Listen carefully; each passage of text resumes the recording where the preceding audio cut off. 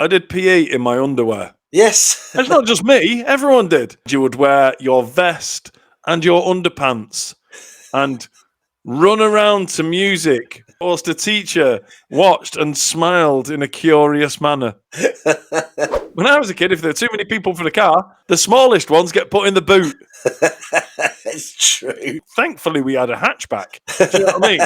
It wasn't a saloon. It wasn't like one of these where they pop open the boot and the youngest kids got gaffer tape over his mouth and his arms and legs tied together. Do you know what I mean? It wasn't like that. Partway through listening to music, it just went like that and then stopped. And you open it up and there's just yards of fucking cassette tape. Oh, mate. If you went home crying your eyes out because some stranger had smacked you over the back of the head, you know what your mum would say? What did you do? Exactly. Not, let me find this piece of shit and I'll get him sent down for child abuse. It was, what did you do?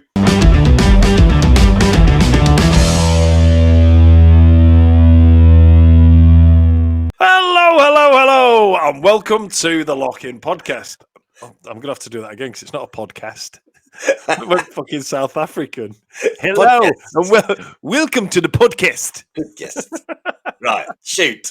Right, give me a sec.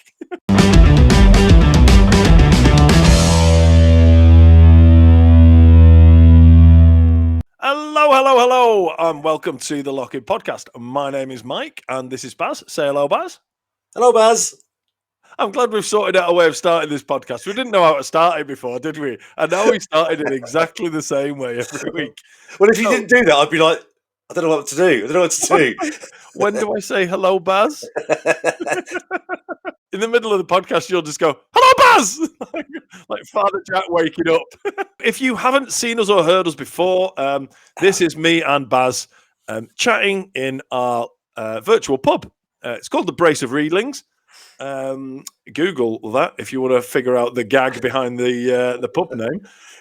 But we're just having a chat and a few beers, and often we have a guest. But tonight it is just two men with beards sat around a table in a virtual pub having a few drinks, and this week reminiscing about the old days, because that is the kind of shit that old men with beards do in pubs. Okay. So tonight's topic is things that happened when we were kids that Gen Z wouldn't believe. Yeah. And before you think this is we're gonna slate Gen Z, it's not a dig at Gen Z. It's just one of those things that we just wanted to sit and reminisce about the old days. What happened when we were growing up, and in the kind of way where two old blokes would sit in a pub and go, hey, they don't do that like that anymore, do they? So it's pretty much going to be a bunch of those back to back. So. It's funny though, isn't it? Because like if you think, you and I are both there, and yet I've had to go and research stuff to try and remind myself of things that I did that were important to me and that were important things at the time. Because I would have been 13 to 23, I think. So 67. Yeah. So it would have been. To be fair, Baz, you're of an age where you need reminding what you had for breakfast. Well, you know what yes. I mean? Well, no, I just look up a shirt. With the bottom of your beard. Oh, exactly. I don't remember having egg. No, I can tell you what I had this morning. There is. I don't remember having egg. Maybe that was yesterday. Last week. All right. So, yeah, we're just going to chat about a few things a few memories we have of when we were kids. When we were all kids. So it's not just me going, it's like, I remember going out on my bike with Wayne and we went down the shop. Do you know what I mean? It's not going to be that specific. It's going to be general stuff that kids who grew up in the late 70s, early 80s will remember. I mean, some of the stuff, to be fair, will probably stretch into the 90s, but I'm going to start with, if you wanted to watch a movie, you had to go to a shop and borrow one. Yes. We just think like kids now with Netflix, they just go, I want to watch a movie. Okay. 4 nanoseconds later, they're watching it. Yeah. They didn't have to walk there. They didn't have to go out in the rain. Do you know what I mean? With a carrier bag, just in case you wanted to. And then you go down there, have a look at the videos. And the thing with that is like, can you imagine a kid like if you got there and they only had 2 and somebody else is watching them? Do you know what I mean? Imagine that if it was Netflix. You go put a movie on Netflix and you go, no, I'm sorry, someone in Sussex is watching it. You can't watch it. But of course, then the other thing you had to do, of course, was if you it was your local video shop or you remember at, you have to when new films are coming out, you have to put your name down on the reserve list to get them early, Oh, so that yes. you know because they only had a big shop. Say, I'm trying to think of the people at the time. Some of the biggest video shops would have maybe 10 copies of the latest movie when it came in. 10. Yeah. Blockbuster. Yeah, exactly. Yes. But yeah, I mean, that's the thing. But I tell you what, Baz, on that topic, as many people will remember, there were people think there were two video formats at the time. There weren't. There was three because yes. VHS was the one that became the most popular. So if you went into a video shop, our local video shop on Totty Road in Bury, there you go. Hello, if you're listening, Totty Road in Bury. Our local video shop would have one wall would be like the counter. One end of the shop would be the counter, right? Two walls would be VHS. 90% of the third wall would be Betamax, and then they would have about 10 copies in total across all films of Video 2000. That's the one. So yeah, Video For the 2000. posh twats who had a Bang & Olufsen video, like me dad. Didn't they have a massive tape? It was well. Do you know what? It was really good because you could record on both sides like a cassette. Do you know what I mean? And technology-wise, it was actually superior, and quality-wise, obviously, because it was Bang & Olufsen, it was superior. Yeah. But you go in, and you go in, and you go like, "Have you got the new stuff out?" Yeah. Have you got it on Video 2000? No, sorry. Do you want Dirty Dancing? I said, no, I've seen that 15 times because it's the only fucking video you've got on Video 2000. Any danger you're going to get a new one? Do you know what I mean? So it was like, this is the thing that is like the whole Netflix thing has just completely revolutionized now. If you want to watch a video, you can watch it when you want. You don't have to go out and get rained on while you go and pick it up and bring it home. You don't have to get to the shop and realize that someone else is watching the one you wanted to watch. Yep. So you can't. You don't have to come back with one that's going to disappoint your entire family because they were expecting a different one. And also, when you watch Netflix, you don't get fined for not rewinding the video. Oh, God, yes. I'd forgotten about that. Of course, yeah. I'll take money off your account if you don't rewind it, you lazy bastard. Oh, God. I'd forgotten all about that. That was a classic, wasn't it? Yeah. If you don't rewind it, you get a fine. Yeah, and I remember it's like, please be kind, always rewind was a sticker on the videos. And it was just, yeah. And you know what? That then progressed to Love Film. And we were members of Love Film, which was a DVD thing. Yep. Online, which was kind of getting towards where we are now, but still had there's only a certain number of copies. So me and Emma one year decided we'd write a list of the 50, or we'd get a list of the 50 best films of all time. And we'll go and watch them one by one. We tried to do this through Love Film, but they were never available. So you just had to watch what you could watch. And the way that one works is they'd post you a DVD, you'd watch it, you post it back. When they got it, they'd send you another one. So it was still like 3 days in between watching videos. Love Film became Prime? No, Love Film's Netflix. Netflix, yeah, of course, yeah. Love Film changed its name to Netflix. That's the one. Because it was movies you get off the internet. That's it. And then it became movies you watch on the internet. There you go. But yeah, Netflix was miles shitter than it is now. Well, so one of our previous guests and early guests was worked for Love Film, Chris Hickson. Oh yes, that was her first job. Yeah, she saw it go into Netflix and finish at that time. That was it. Yes. There you go. It was. Just before we move on though, because we moved on to our local video shop, then did the delivery service where the guy used to come round on a Friday night with a big suitcase. He'd open it up and he would. I know that was Bedford Video used to come round, and you'd just sit there with all the videos. You're sponsored by Bedford Video. I've just got to keep an eye on you. I've got to just keep an eye on you sticking product placement in our videos now. You and your fucking candles the other week, so I just need to keep an eye on it. Just don't. I want you to be honest. You're not getting paid by Bedford Video, no? No, they haven't existed for a long, long time. But it's still the guy that owned it still it's knocking about. But yeah, they used to have you used to open up his big case and have all the videos with the covers on there looking up, and you'd be able to choose one of those. But obviously, there was a little section in the corner that had just black cases. Oh, hello. Yeah. So I used to go, what are they? The ones for Yeah, the dad. that's the dad's selection. Back in the day, videos used to be at least 5 years after they were in the cinema, weren't they? Yeah, it took That was ages. years after. Yeah. So so this whole thing now of like movies come out in January because they have 3 slots a year, don't they? And by say June, they're on. They're on like pay-per-view or Yeah, however Sky they do or it now. Netflix or something like that. Yeah, it's such a bizarre thing that like the latest movie that was on video that month would be, I don't know, something from 5 years ago. Yeah, definitely.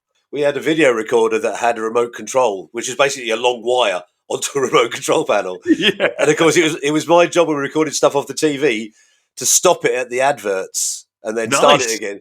Nice. Yeah, that was it. But of course, on more than one occasion, I forgot to restart it again. Of course you did. Of course you did. So all these 90-minute movies were all about 48 minutes. Yeah, exactly. Because young Barry had forgotten to press fucking record again.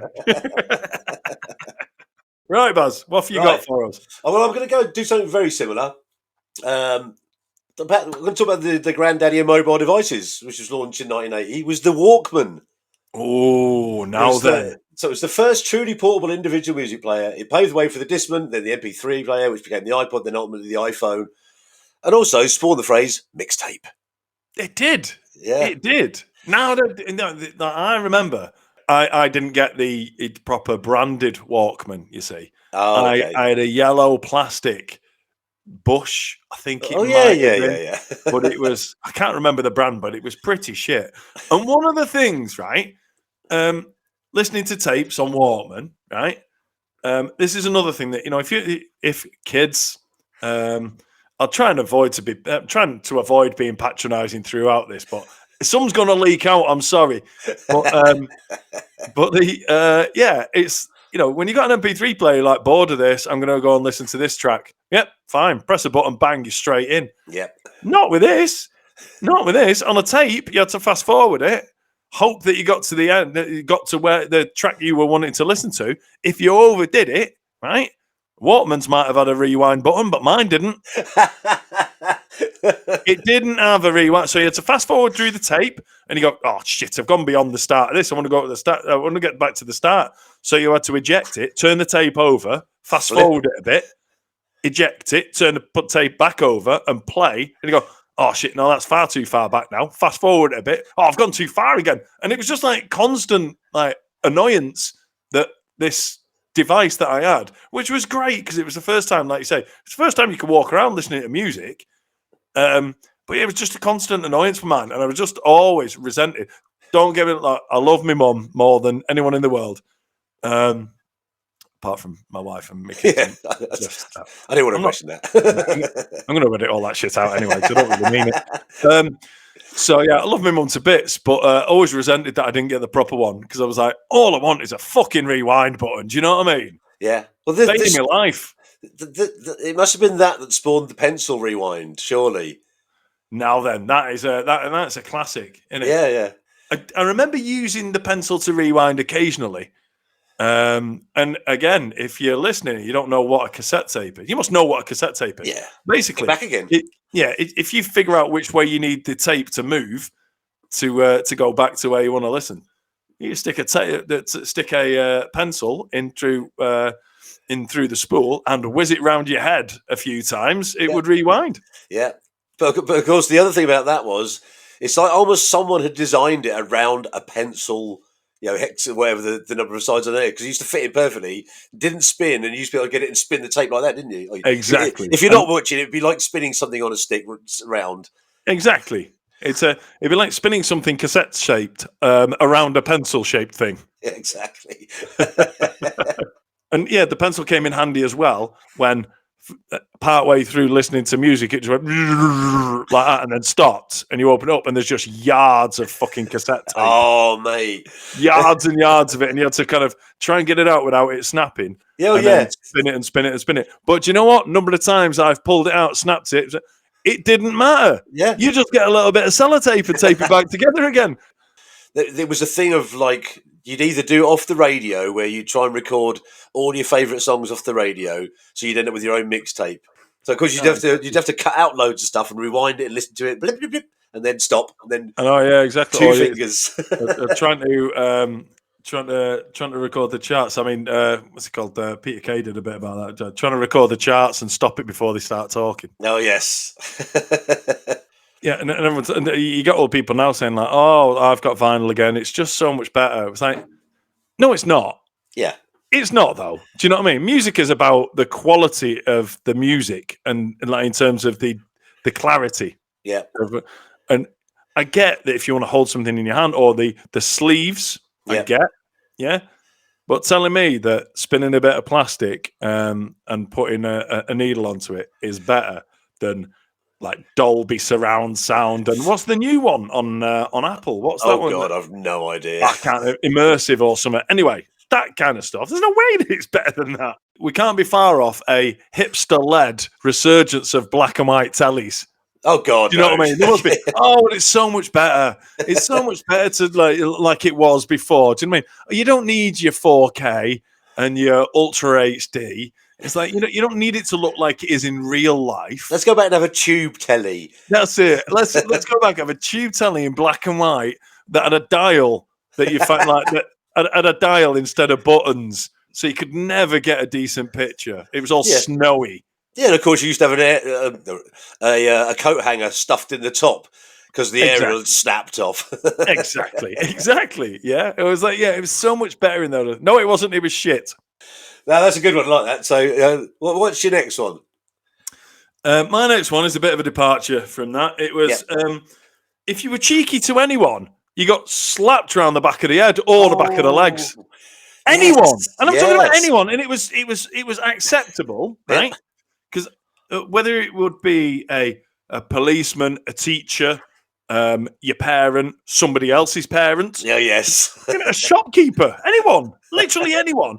And do you know what? If you went home crying your eyes out because some stranger had smacked you over the back of the head, you know what your mum would say? What did you do? Exactly. Not let me find this piece of shit and I'll get him sent down for child abuse. It was, what did you do? And I was like, well, I was getting a 10p mix and I put 11 sweets in there. It's like, right, and they'd smack you as well. Yeah, exactly. Half the time you wouldn't even go back to your parents and tell them you'd done something wrong because you knew you're going to get another slap. I know, yeah. It's just, you wouldn't go home looking for sympathy because someone had just cuffed you around the back of the head or the back of the legs. Do you know what I mean? We had a teacher that's like, I was. You probably just sneaked into when they were allowed to properly punish kids at school. Like, I was one of the last people to ever get caned at my school. Yeah. I was like, it had gone by the time I got there. But my brother, thankfully, my brothers are similar ages to you. Like my brothers are, they're 5 and 6 years older than me, so they just got the back end of all that. Yeah. And I didn't. But they were telling me about because you had to wear short trousers at school until the final year at primary. Yep. And they were telling us about a teacher who, if you were naughty, she'd get a ruler and whack you on the back of the legs. Yep. I was like, can you imagine that now? Yeah, they would literally just like, straight to jail. Do not pass go. Do you know what I mean? That's it. Well, even so I was at my upper school when caning was still a thing.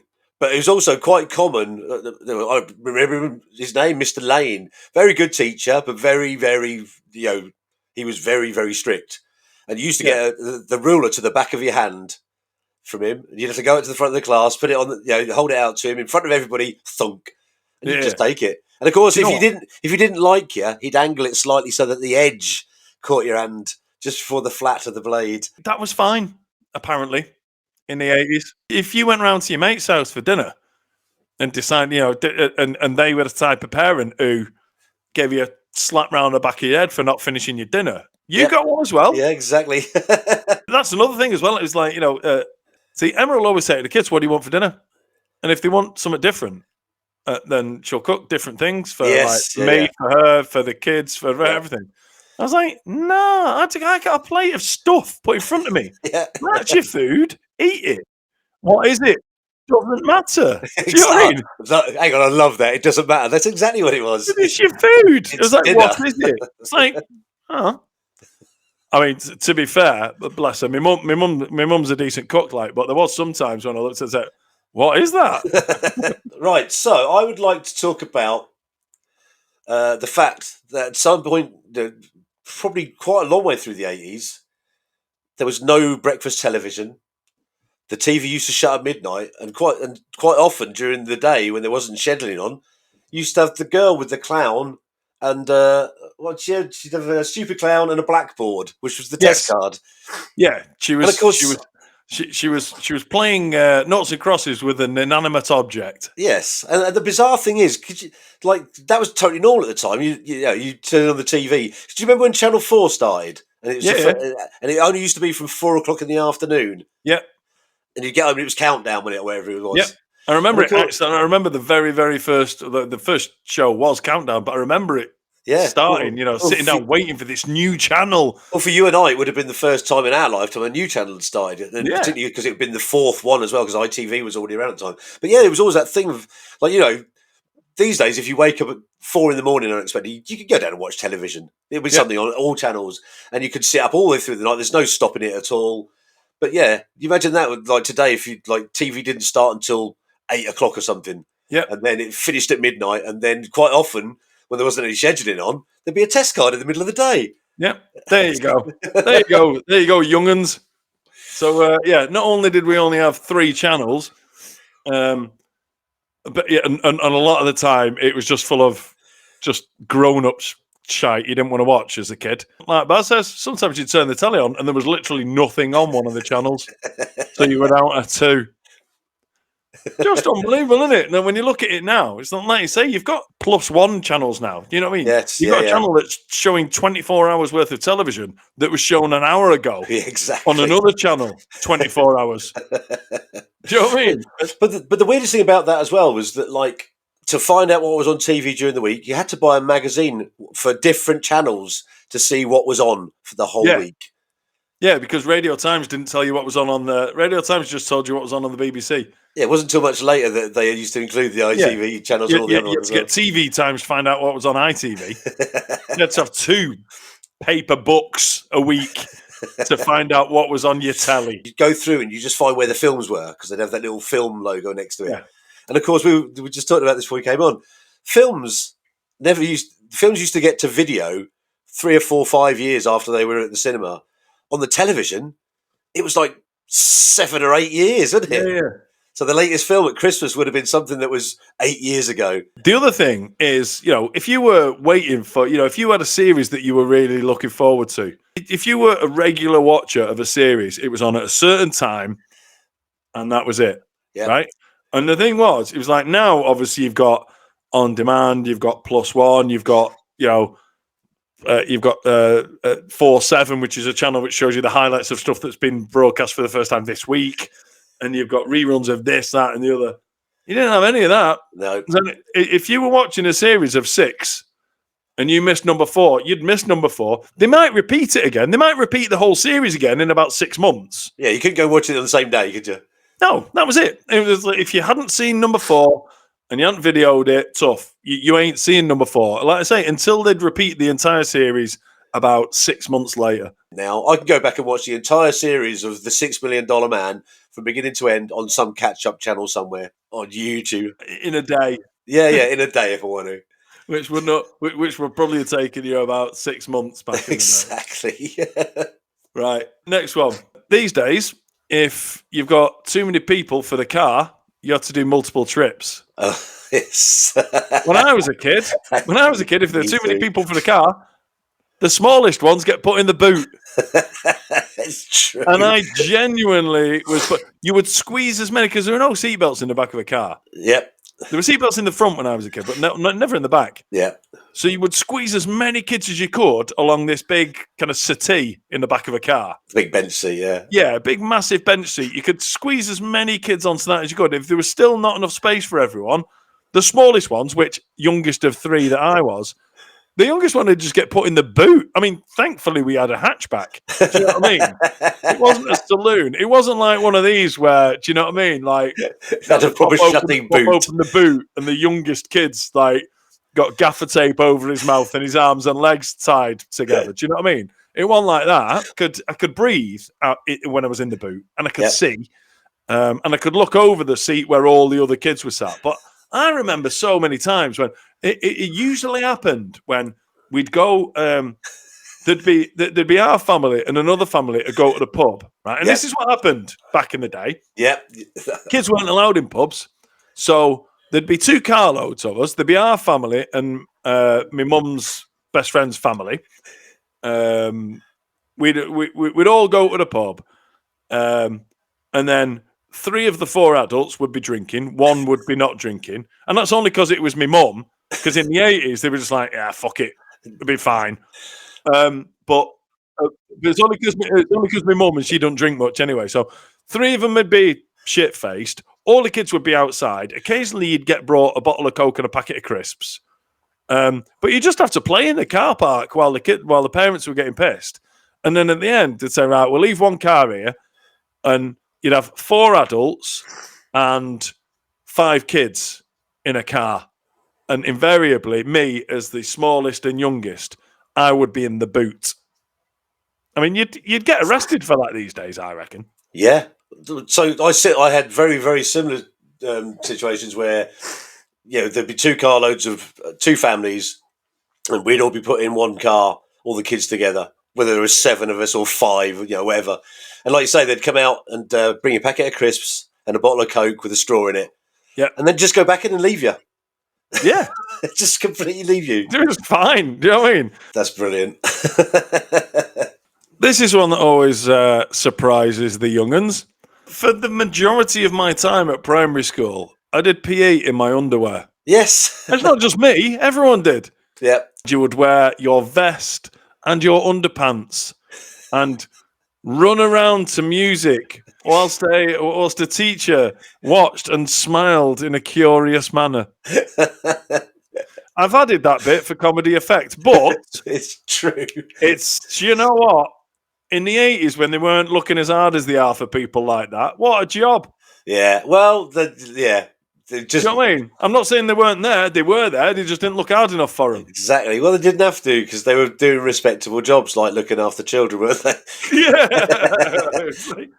Just the shift in attitudes of what's acceptable. And that was just normal. You didn't have PE kit when you were, so what would that have been from 4 to 7 years old, something like that. You didn't have PE kit. Yeah. You'd go to school. I mean, our school didn't have a uniform, so I'd go to school in a t-shirt, a pair of shorts, and a jumper or whatever. And it's like, right, we got PE now, and you're just in the classroom, just like jumper off, t-shirt off, and shorts off, and it's just like your white vest, your white skiddy grundies, put your pumps on, and they'd play a tape, and you'd be skipping around and throwing beanbags and stuff in the school hall. Yeah, of course. And it's like throwing beanbags and quoits at each other. If anybody who doesn't know what a quoit is, it's like maybe a 9-inch or 8-inch rubber ring that literally. It's basically like a fucking dog toy. Yeah, exactly. Do you know what I mean? But the way it goes is that you quite often put the quoits out and then throw your beanbag and try and get it in the quoit. I mean, as a form of exercise. And then you'd have hula hoops. You had to, we used to have these bits in the hall where you could pull them out from the wall, and it'd have like ropes that you climb and ladders you climb and all this kind of stuff. All made of wood. Not the wood, not the ropes, obviously, but the frames were made of wood, weren't they? Yeah, well, the benches that the teachers sat on in assembly, you turn them upside down, it's like a balance beam. There you go, and it was just, it's fine, that. And not one parent went, hold on a minute.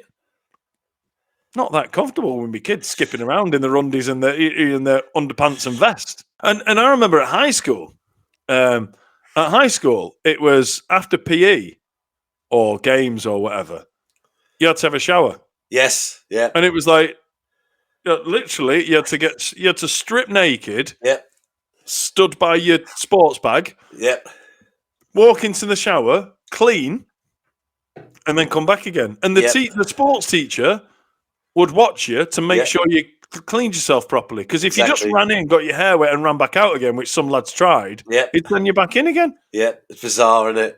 It's such a bizarre thing. Another thing that In the 80s, it was like, yeah, why would you not do that? You got to Yeah. make sure the kid's clean. I was like, I'm pretty sure now someone would go, I'm not that happy that you're watching my 13-year-old bollock naked walking into the showers. Thank you, Mr. Teacher. Exactly. It's bizarre, isn't it, when you think about it? Because I remember, I mean, at that time of your life, you just kind of, you're paranoid about everything. You're paranoid about how many pubes you've got. You're paranoid about how big your knob is. You're paranoid about, are your arms too skinny? You're paranoid about all these kind of things. And it's just like, yeah, right. Get naked and get in there. Well, I don't want to. Get naked and get in there. It's like, that's weird, isn't it? I'll tell you what you weren't paranoid about as a boy.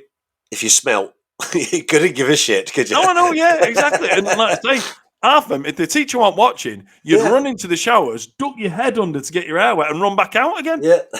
I've had a shower, yeah, no problem. But yeah, just weird.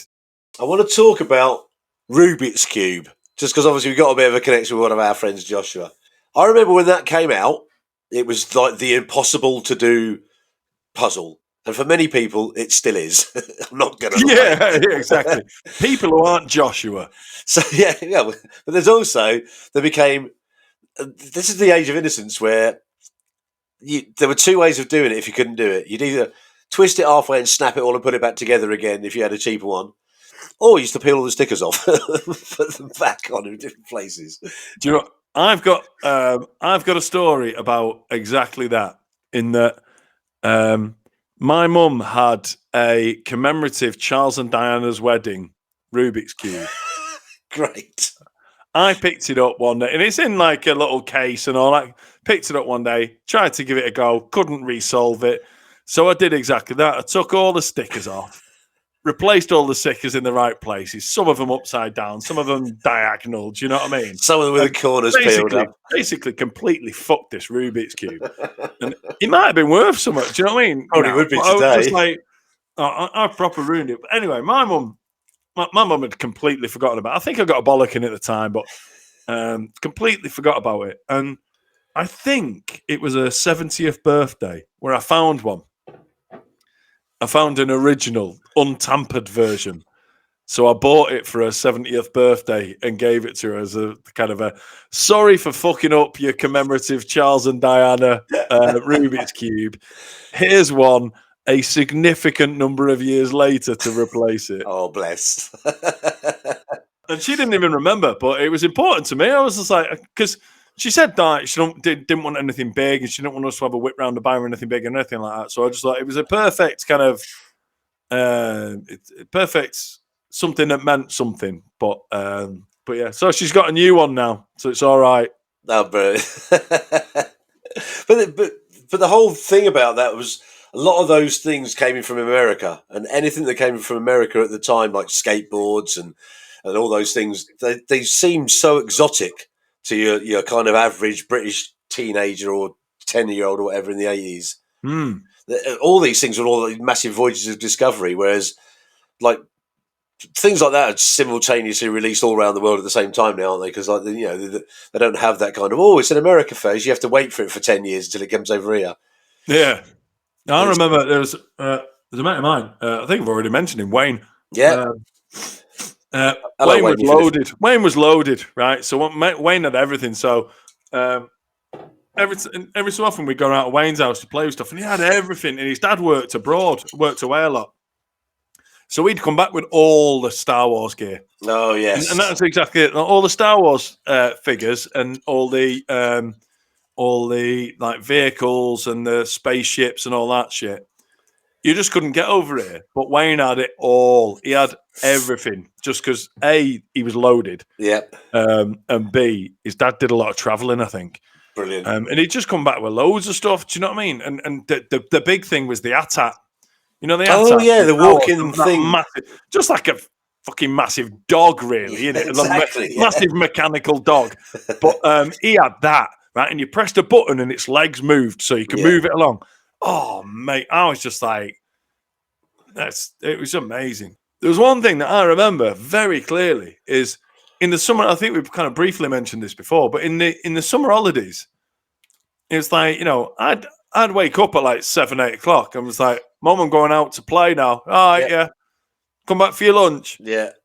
And obviously, I didn't have a phone. They had no way of tracking. I'm paranoid as fuck. Me with my kids now. Do you know what I mean? Bizarre, I'm innit? like, well, they've both got phones, and if not, I can do the Find My Phone thing, just like Yeah. see where they are and all that kind of. There was none of that then. It was just like my mum would just be like, and I'm talking about like 6, 7 years old. I'd just be like, I'm going out, mum.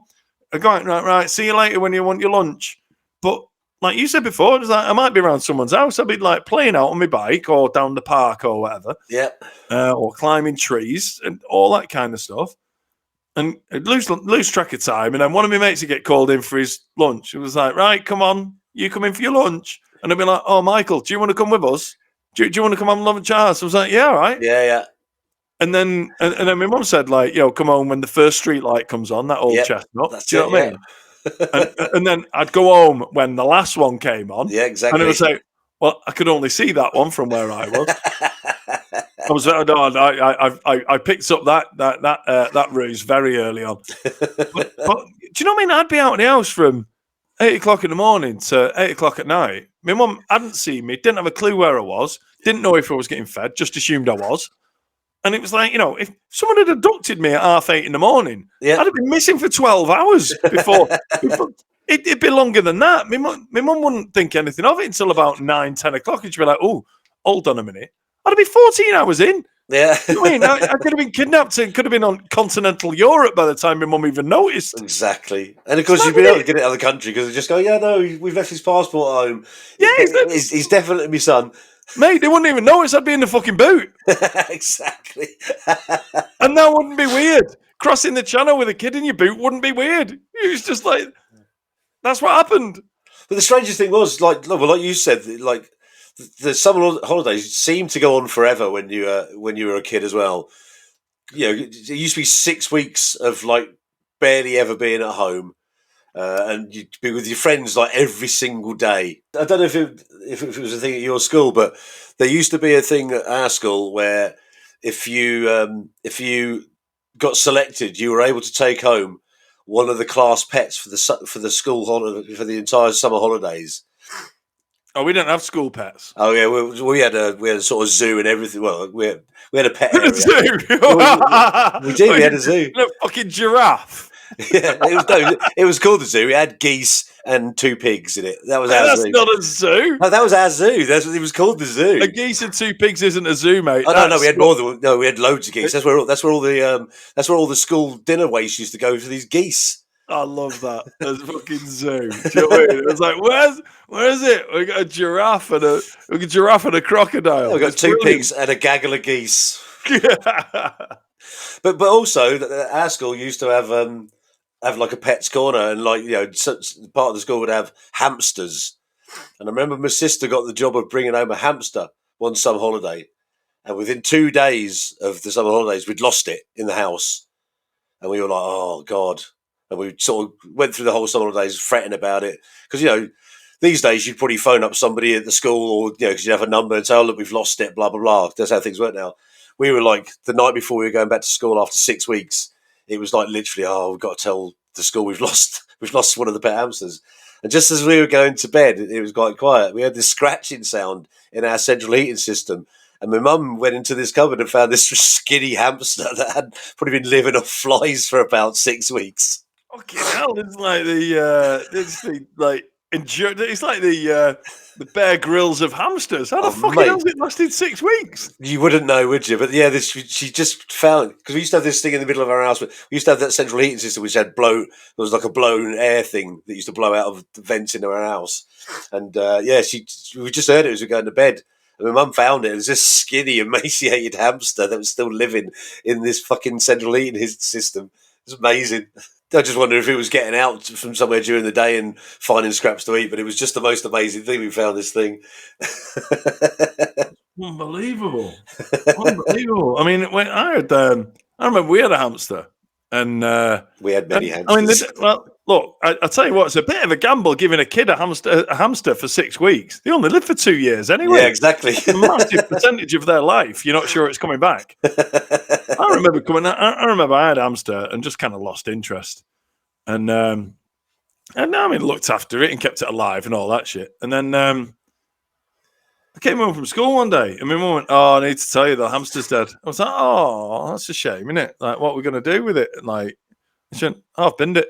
Yeah. It's like, "What?" She went, "Well, I'm not doing anything when I went." So she literally took the cage with all the stuff in it, all the toys, the wheel, the dead hamster, the food bowl, the water bottle, everything, put it in a bin bag and dropped it into the wheelie bin. I was like, sure, come on, Mum. Surely there's a more dignified send off. I've met you, Mum. I would have thought she'd have given it a proper burial and a ceremony, everything. I know. It's the first time in my life I've ever seen the heartless bitch side of my mum. I suppose that reality is, isn't it? It's kind of like, well, it's dead. Just going to get rid. I know. My mum was like, but I was just thinking, like, it really surprised me because I was like, why don't you wait for me to get home? And she said, "Oh, I thought I might have upset you." I was like, at least give me the option. Yeah, you know what I mean? It's more upset that you've thrown the whole thing in the bin. Yeah, I mean, it's exactly. I was like, if I want him back now, I've got to dig through like wet tea bags and mash and gravy to get him out. You know what I mean? What's all that about? Right, I've got one. It's a really quick one. But are you aware of the TV program The Smurfs? It came over from, I think, Sweden. Was it Sweden or somewhere? Yes. Yeah. Were you aware there was only ever one female Smurf on the whole of the Smurfs? On the original ones. Yeah. So Smurfette. Yes. I didn't know she was the only one. But... Yeah. So I checked this out today, and I did check it out because I thought that's a really weird thing. I don't ever remember because obviously Smurfs was throughout the whole of the 80s, and it was quite a big thing at one time. But I do remember it being almost the most famous kind of program that turned into toys and all sorts of knockoff merch and stuff like that. Yeah. I wasn't aware there was only one female Smurf in that original program. I think there was in the original. I love the fact. I love to think that somewhere in the world someone's losing the shit because that it's not representative. And do you know what? There were no black Smurfs either. Yeah, because they're all fucking blue. But also, it was the guy who's presenting? He was like a big old geezer with like a white beard and stuff like that. I don't remember. It's such a bizarre program. Probably not the best forum to start talking about weird guys with big white beards. Yeah, true. One of the ones I was thinking back on was, everyone's like all about data protection and that, and they say, "Oh, you've got to protect your identity and that, and if you've got a bill on that, you've got to shred it and all that kind of stuff." Yeah. Oh, when I was a kid, what they used to do is they used to get a big fucking book, put everybody's name, full postal address, and phone number in it. Everybody's name, full postal address, and phone number in the entire area, and distribute them free to everybody else in the area. And that was okay. It was okay to give all that information on everybody in the area to everyone. Well, it's a really good point because you just got me trying to think of how big an area each phone book was. Because, was it counties or it wasn't just town, was it? No. Well, it depends. I guess it was on population. Bury's quite big, so it was kind of. I think ours was Northwest Bury. Yeah. No. Well, Northwest Manchester. Sorry, Northwest Manchester. So we'd have like Bury and Bolton, and probably Salford or whatever now. So yeah, Northwest Manchester ours was. Because I think currently the Yellow Pages doesn't exist anymore. It turned into something else. It became a much thinner thing, didn't it? But even the Yellow Pages was probably the last book that still existed, had phone numbers in, because it was services, wasn't it? And that was still that kind of. It wasn't a paper size. It was bigger than A4. And Thompson it used to, Local was another version, wasn't it? Oh, that was it. Yeah. But the original phone book was probably a good 2 inches thick, and it had thousands of pages in it, didn't it? Yep. Literally, and it had the thinnest paper pages you could get. And it was two-sided, and it was top to bottom with numbers on each page. And I used to work for a company who did cold calling of people to try and flog them bathrooms. Yep. And they literally, our job was to walk over to a bank of telephone directories, tear a page out, ring one, put a line through it, ring another one, put a line through it. And you just think, these days, you were allowed to go ex-directory, but I didn't know anyone who was ex-directory. No, you had to pay money. Yeah, exactly. You had to be proper posh to be ex-directory. Yeah, I knew too. Whereas now, towards the end of the phone book, it was like, do you want to be included or not? And obviously, Yeah. most people said no. So in the end, they just went, well, fuck it. There's no point doing it anymore. Oh, just a quick one on the X directory before you go on. It used to be the thing where you go, "Oh, what's your telephone number?" "Oh, I'm X directory. I can't tell you." What? Who do you think you are? Exactly. "Oh, I can't tell you. I'm X directory." Well, you can tell me. The fact is, no one else can find out. It's an insane thing when you think about it now, isn't it? How protective people are over their data and their information. That was just a normal thing. It was just, and it was like, I remember like saying, obviously we didn't have mobile phones at the time, so if you wanted to speak to your mate, you had to ring up and hope it was the mum that answered the phone because the dad was scary. So Yes. I don't really want to speak to the dad. Yes. And sometimes I'd ring, and then if the dad answered, I'd put the phone down. I don't want to speak to her dad. Yeah. Do you know what I mean? It was like, and then you'd be at school tomorrow. Why didn't you ring me? You said you were going to ring me last night. Well, your dad answered. I mean, now if someone rings you, unless they block their number, the number comes up. Exactly. Do you know what I mean? Whereas then it was just like the whole thing of like someone's just rang. How, like, if you missed a phone call, if you were running down the stairs and the phone stopped ringing, that was it. Like tough. That's it. Tough shit.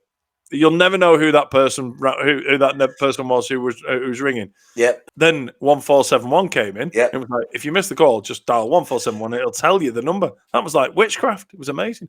Yeah, I remember a story about phones. When I was younger, I worked in the paper shop, setting up the papers for all the paper rounds and all that. I'd go in at about 6, set all the paper rounds up, so all the people who came in to do the paper rounds would just come and lift their bags and take them off at 7 or whatever. So anyway, I was in the house once, and if I ever slept in, the paper shop, the guy at the paper shop would ring me, or the woman at the paper shop would ring me, and I would get bollocked if that happened because it would be 6 o'clock in the morning and it would wake my mum up because she had a phone next to her bed. Wow. So this one day, right, phone rings, it's dark outside. I'm like, shit, that must be the paper shop.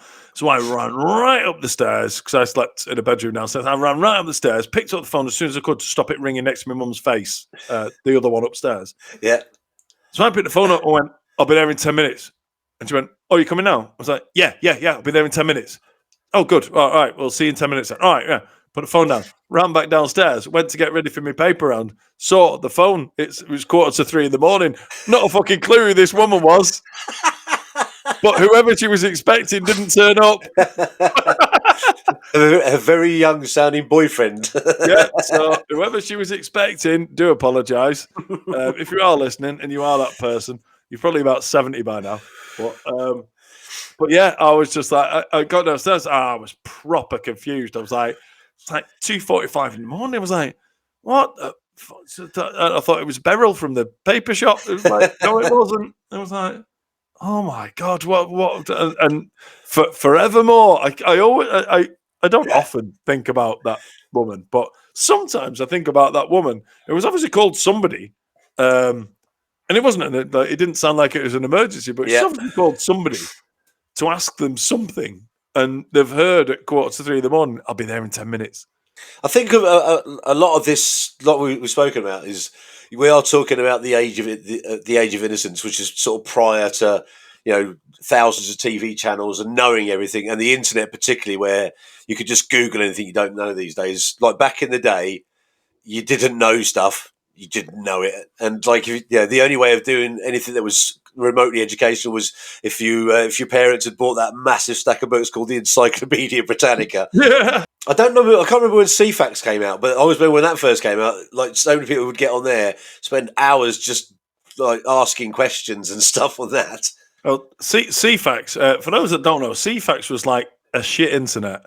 It was basically it was really poor graphics. It was on your telly. You could press a button, and it would pop up, and you could get news on there and stuff. So it was a bit like a shit internet, wasn't it? Yeah. But the thing is, for those that remember CFAX and Oracle, yes, Oracle.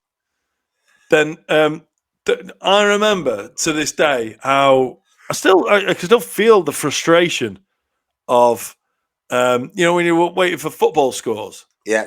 it'd be like page 1 of 32. Yeah, exactly. But you got to speed it up. So you had to wait for it to go through. Yeah, you couldn't even click through pages, could you? Yeah. The holidays was the worst. If you were looking through the holidays, that would be like page 1 of 100. And you'd be like going through, it was like, yeah, no, I don't want to go to Gibraltar. No, I don't want to go there. And you'd see one. You'd be like, oh, that one there. And if you didn't press the pause button quick enough, or like hold, it was called. Hold, You didn't press the hold button, and you were trying to write down the phone number of this like travel agent, and it went past. It was like, well, for fuck's sake! So it's going to be another an hour and 15 minutes until that spins back round to page 67 of 100. It was one of those things as well. When it ended as well, everyone was like, "Oh no, it's such an institution." It was like, well, you say that, but you've not used it, and that's the thing. It's like, much as we have sat and reminisced and talked about nostalgia and everything, all this kind of stuff, it's one thing that really pisses me off is you know when like when Blockbuster went bust and when Woolworths went bust, everyone was like, "Oh, it's such a shame! It's such a shame."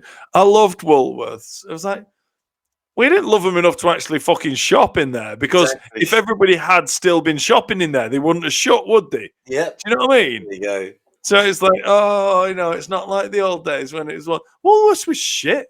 Yeah, it was. Do you know what I mean? And that's why it closed. Yeah, exactly. And it's the same with everything. It's the same with all the things that like, oh, that was good, wasn't it? No, it wasn't. It was shit, and that's why it's not still going. There is always the risk when you do an episode like this, when you talk about memories we have from the 80s and stuff, that you get a bit dewy-eyed and you're like, oh, it was better then, and all that. And it's like, the internet's brilliant. Yeah. I mean, look, there was some cool stuff about it. Like, we have reminisced about a lot of stuff. There was some cool stuff in the 80s. There was also a lot of shit. Yeah. Do you know what I mean? It's I think we've covered some good stuff, and we've looked back fondly at a lot of stuff. When we started this podcast, it was always supposed to be just me and you having a couple of beers and chatting shit like we were in a pub. Yeah. Because for those who don't know the story of where this podcast came from, Baz and I just, because I live in Ireland and he lives in England, and everyone was in lockdown at the time, me and Baz just went, do you know what? Should we FaceTime and have a few beers? And we did it one night. And then after that, we were like, that was good, wasn't it? Why don't we do it online? And here we are. So if you've listened to this and you've thought, that was just two old blokes sitting around drinking and chatting shit, we told you that at the start. So if you're still listening now, that's exactly what we told you, and we delivered. All right? So thanks, Baz. Thanks again, mate. I've really enjoyed it. I loved it. It was great. Thanks, everyone, for listening. Thank you. Don't forget, wherever you're listening, wherever you're watching, subscribe, click for notifications, and give us reviews. We really want reviews. So 5 stars.